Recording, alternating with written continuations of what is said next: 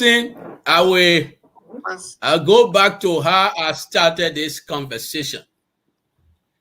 And when I started this conversation, I tried to place in pointed terms the unspoken word of the U.S. government.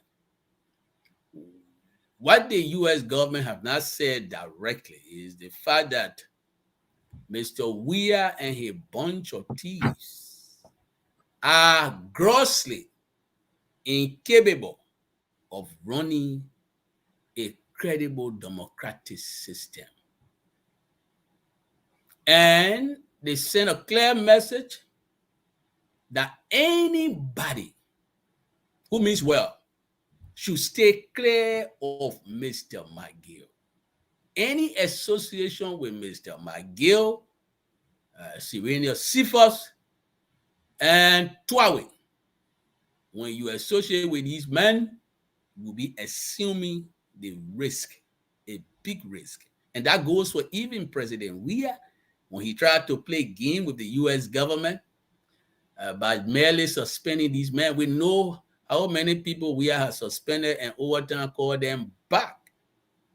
And I think he, in this instant case, is toasted because the level of corruption that Mr. McGill is being accused of, it is impractical and difficult for Mr. Weir to get away with a bare denial. Now is the time for Liberian people to stand up in great readiness. Mr. Weir and his government are damaging the image of our country. The easier thing that any president would have done for Liberia is to improve or build upon what Madam Sally have done, the diplomatic image of the country. Our embassy in the U.S. was covered in grass. You have to take a private citizen to clean that. Everywhere around the world, our country is being made a laughing stock. A president dancing buka on the great BBC.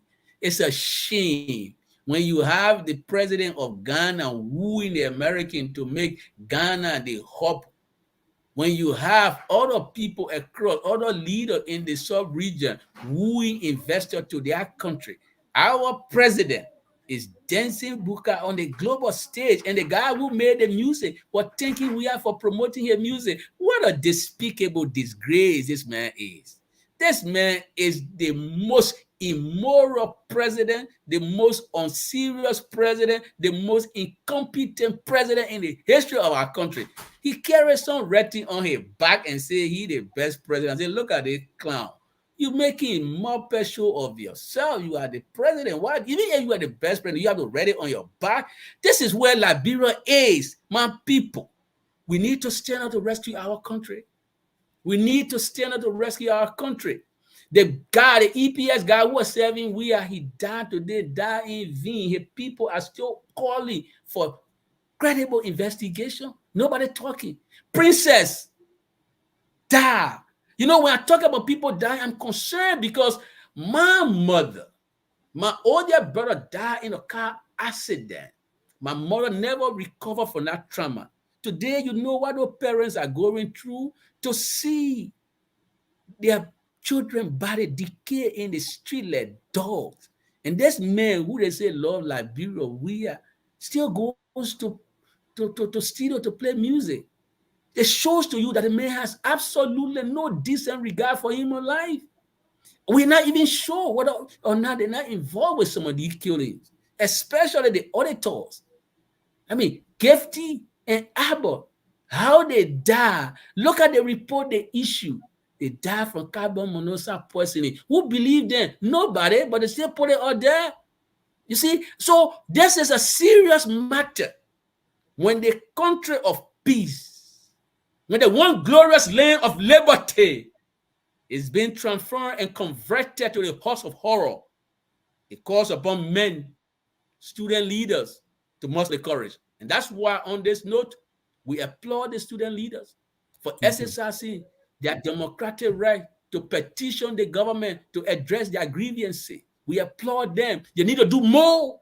We call on brave men, men of courage across the country to stand up, and women to stand up to we are The American government will give you all the support. I too will be joining you soon with the American embassy assurance that we should stand up, that we should seize this movement. Now is the time for us to seize the movement. We should stand and call Mr. Weah and his band of thieves to order. Enough is enough. That's what the Americans are saying.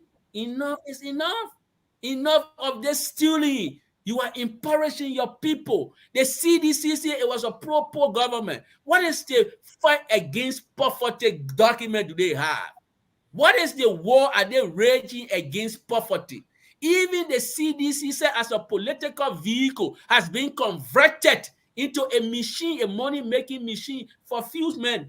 I can count 5 of them on my fingers. While the vast majority of CDC partisans are going to bear hungry. Even you, those CDC partisans, I'm encouraging you to stand up for your country. McGill has seized upon the CDC vehicle. They are scraping the CDC of its beauty. The CDC is no longer beautiful. It's not the party that we knew to be a party for progressive change. When you have men like McGill stealing, as though stealing were going out of fashion, you seditious, I'm encouraging you to just stand up too. Stand up. It is in your right to stand up for your country. Forget about that slavery devotion, that cottage devotion to CDC ideology. They are deceiving you. You cannot be committed to people who steal from you, seditious. They are stealing from you. They're treating you like that. Don't regard them. Don't treat them with respect. Call them by who they are. They seize upon the CDC. They have changed the CDC from the CDC that was supposed to serve all Liberians or serve all seditious. They are serving themselves. When you go to McGill home, you see honor current. The CDC old man in Sodin, does he sleep on a current? No. When I call it my friend Akara Agrehawk, he sleep on a current and take back in swimming pool. The old man in Sodin, does he stay back in swimming pool? Does he know how swimming pool look like? Does he know what Paris look like? My Akara Gray will leave the Sodin and go get married in Paris. Tell these people that enough of this thing is just enough, and we have to say goodbye to them. Let's join everybody, every peace-loving citizen. Costa, you got your talk show. FOL, we all need to come together. What do they call it? Classroom. Even though I found my friend Dylan to be very abhorrent. Whatever classroom, we all just need to now come together for the betterment of our country. And I thank you. And I thank the American ambassador, and I thank the American government, and I thank those who even drew the American government attention to this thing in a forceful manner. Thank you all.